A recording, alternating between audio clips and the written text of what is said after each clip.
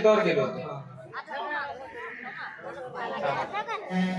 जावे बापू, मी तुम्हाला एक विचारू का? हा विचारा ना. जावे बापू, मी येता येता वंदना मला हुंड्याबद्दल काय विचारत? पा, मी लग्नाचा हुंडा म्हणून दिला नव्हता, मी लग्नाचा खर्च म्हणून दिला होता. 2 लाख रुपये दिले होते आणि 2 तोळ्याची चेन दिली होती आणि ते सुद्धा दिली पण. 2 लाख रुपये? हो, 2 लाख रुपये.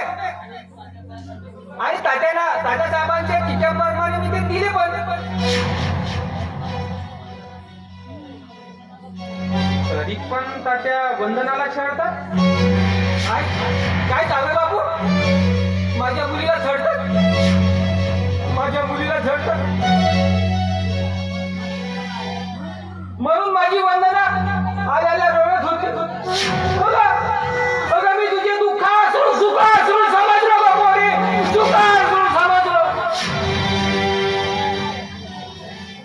माझ्या वंदनाचा छळ चालला इथे. आम्ही मुलींना जन्म द्यावा, त्यांना तळ हातातील खोड्याप्रमाणे जपावं, त्यांना लहानाचं मोठं करावं,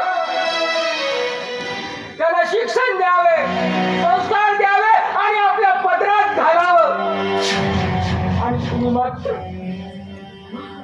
आणि आपण मात्र त्या मुलीचा छळ करावा, छळ.